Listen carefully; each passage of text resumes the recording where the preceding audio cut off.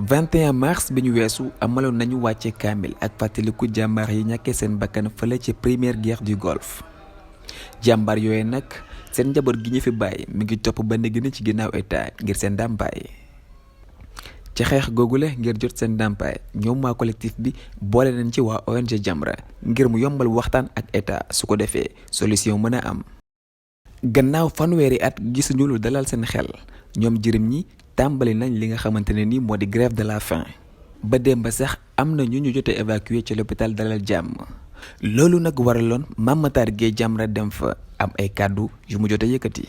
waaw dama bëggoon a fàttali ne que xeexu anciens combattants yi muy benn collectif boo xam ne kii nekk sama càmmañ Abdoulaye Diouf mooy secrétaire général bi du lu bees gis ngeen ne saawu ñaar fukki fan ak benn ci mois de mars jotee ñoom dañuy def ay ñaan wàcce kaamil ngir sàkku yërmande ci suñu borom ci juróom-ñeenti fukki bakken ak ñett ya ca rotoon foofa ca Makkatal Mukarrama Medinatul Munawwara waaye nag ren combat bi dafa jël beneen xar kanam mooy tout tànk yi ñoom ñoo jóg def loolu tubaab di wax radicalisé wu ñun Jamra nag comprendre nañ leen parce que soldats yu bari ba ñuy dem ca toolu xare ba xale yu ci bari ay liir yu tooy xepp la ñu woon am na ñoo xam ne gisuñu seen baay parce que boobu seen waay jur nga bu jigéen a ngi tollu diggante kon ba seen baay nekkee ca toolu xare ba ci la ñu gane àdduna kon nag ba ñuy demee ba majeur ba ràññee ñu netti leen lépp wan leen lépp kon ñun comprendre nañ seen njaxare ndax ñoom dañu am jaaxle lool que seen baay honorer le drapeau national ba pare dem wàllu ji Arabie Saoudite défendre les lieux saints Makkatal Mukarrama Medinatul Munawwara surtout teen ya nga xam ne Saddam Hussein bëggoon na ko nangu mooy bi nekk Safania ëpp rendement dans la sous-région ndax 1,8 million barils par jour ñu ne naka la ñu amee suñu baay yu def yooyu ba noppi daanu ci toolu xare depuis nangami at ñu di leen dawloo loolu moo waral tey ñoom ñu radicalisé wu ne bañuñ ci dara dañuy def seen grève de la faim jusqu'au bout bu ko defee nag ñii nga xam ne seen i nijaay la ñoo ak seen i baay seen i naataangoo baay te nekk fi ñoom itam dañu dog seen soxla Ablaye Diouf a ngi depuis démb ndekkiwul reerul deful dara mu ngi fi taxaw parce que lii dafa inquiété ñëpp ñu bëggoon état facilite ñu la tâche ni Macky Sall defoon jox ndigal premier ministre mu woo ma ci dossier Ama Sénégal te moom Macky Sall mu jotaat ma téléphone ne jox naa ndigal premier ministre comme que ñii li ñuy grève mooy dañu amul interlocuteur am ngeen interlocuteur muy premier ministre mandaté naa ko premier ministre convoqué ñu ñun Jamra ñi yoroon dossier bi di def facilitation Amadou Ba toog ministre des finances Antoine Diome qui était à l'époque agent judiciaire toog ñu tëral benn échéancier ba ñetti chèque fayee nañ ko 130 millions muy 390 millions si 3 milliards yi ñu war ko toppee noonu ba mu jeex loolu nag moo tax xale yi am ñoom tamit taxawaay bu mel noonu def seen grève de la faim. ñoom jërëm ñi nag fas yéene wuñu benn yoon dakkal seen grève de la faim bi li ñu bëgg mooy président Macky Sall jàkkaarloo ak ñoom wax leen lu leer. dafa am loo xam ne ñun moom lañ tënkoon te fas yéene wuñ ci dellu ginnaaw ba faw ba keroog ñuy am interlocuteur direct ak Macky Sall lu ñu soxla mooy ñaanuñu ñoom ñoo ko wax lu ñuy demandé ñoo ko moom te ñoo ko yelloo dañoo sonn nag ci chaque jour président nii président naa lu ñu bëgg mooy mu ñëw jàkkaarloog ñun wax ak ñun bu fekkee nag état du Sénégal la ñuy waxal waxuñu président Macky Sall waxuñu président Abdou Diouf état du Sénégal la ñuy wax bu fekkee ñoom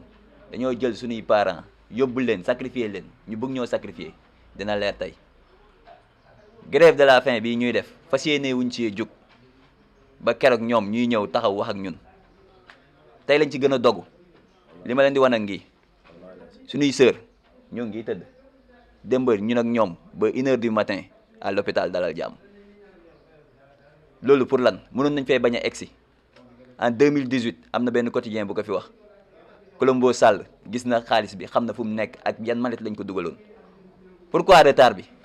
mënuñu koo xaar dañoo sonn. Mame Matar Gueye jot na leeral ni dakkal grève de la faim bi taxu ko jóg waaye itam du lu muy encouragé jottale xibaar yu tukkee ci waxtaanam ak état moo doonoon ay tànkam. man nag ñëwuma fi pour ne leen arrêté leen ñëwuma fi pour ne leen continuer leen waaye dama jàpp ne comme que ci début ba léegi ñun ñoo ànd ak seen i nijaay ak seen i naataangoo way jur ci xeex bi su ma jotee ay xibaar yu bees jaatu na ma indil leen ko comme ça ñoom ñu xool ban suite à donner à leur combat. xibaar yu bees yi moo di ma di leen fàttali ne bindoon nañu lettre président de la république mu réagir immédiatement daal di jox ndigal Augustin Tine ministre des forces armées recevoir woon na ma ñaari yoon kon loolu déjà buntu bu ubbeeku la yamu ca dossier ba daal di toxu dem primature premier ministre Mohamed Boun Abdallah Dionne recevoir na ma ci ñeenti yoon dernier recevoir bi dama dem sax ba am ci kersa ndax 6 heures 18 heures ba 1 heure du matin kon dossier bi itteel na leen yamul ci loolu président Macky Sall joxe ndigal ñu taxawal benn commission technique boo xam ne général Amadou Anta Gueye moo ko jiite assisté du colonel Abdoulaye Ndiaye de la DIRPA ak le commissaire Adama Diakhaté lépp luñ ma laaj ci xeetu document jox naa leen ko bi ci gën a déterminant mooy la résolution du conseil de sécurité 1483 moo imposé woon Saddam Hussein lu ñuy wax embargo pétrole contre nourriture c'est-à-dire lu Irak importé ci dund mboq blé lu mën a doon day fay ak pétrole boobu am na commission bu Nations Unies créé woon bu ñuy wax CINU la commission d'indemnisation des Nations Unies ñoom dajale nañu pétrole Saddam Hussein ba mu bari ñu jaay ko sur les marchés internationaux récolté 500 milliards ONU joxe ndigal ne nañ ko séddale contingent yi ñu séddale ko waaye nag du jaar ci seen loxo ñoom ci état yi lañ koy jox ñu daal di ko séddale 34 contingents yi ñu séddale leen 500 milliards yi ana wàllu Sénégal loolu rek la xale yi di laaj yemul ca loola ba dëj ba passé buuru Makka yebal jarbaatam ak xan di la prince Khaled Ben Sultan bu am grade bu mag ci armée saoudienne bi parce que c'est lui le commandant en chef des forces musulmanes alliées à part ndampaay boobu Nations Unies joxe 500 milliards yi te Sénégal gisuñu ci dërëm Khaled Ben Sultan ba muy ñëw ay mallette la indi mallette yooyu ñii gisuñu ci 15 alors kon nag loolu mooy seen njaxare waaye comme ni ma ko waxee preuve yooyu yëpp jox naa ko le président Macky Sall jaaree ko ci premier ministre te premier ministre jox na ko. gannaaw ba mu naqarloo seen noppiteegu avocat Cheikh Arouna Badji xamle na ni combat bi dootuñu ko yemale fii ci Sénégal rek waaye dinañ ko siiwal ci àdduna wërngal këpp te wut nañ sax ab avocat ca barreau bu Lyon. damay fustiger sunu kii avocat parce que gisuma ko dégguma ko deful benn réaction te collectif bi ñoo ko jëloon ñun orphelins yi nekkatuñu ay xale te xam nañ fu ñuy teg suñu tànk bu baax gis nga problème bi dañ koy internationaliser du des fii te incha allah ñu koy yëgal ñëpp nag ñu xam ko xeex bi dañ ci dem à bout on a vu notre avocat bi nga xam ne bu bees la au niveau du barreau de Lyon te incha allah di ngeen ko dégg su lu néew problème bi toogatuñu di xaar ay état ak nangam sangam nañ dee ñun dañ de bëgg a dee dem fekk suñuy papa parce que honneur boobu noonu ñun pare nañ pour taxaw si parce que dañ leen honoré wul état du Sénégal honoré wul jàmbaar yi 31 ans ba léegi ñuy toog di ko yuuxu fu nekk yuuxu nañ ko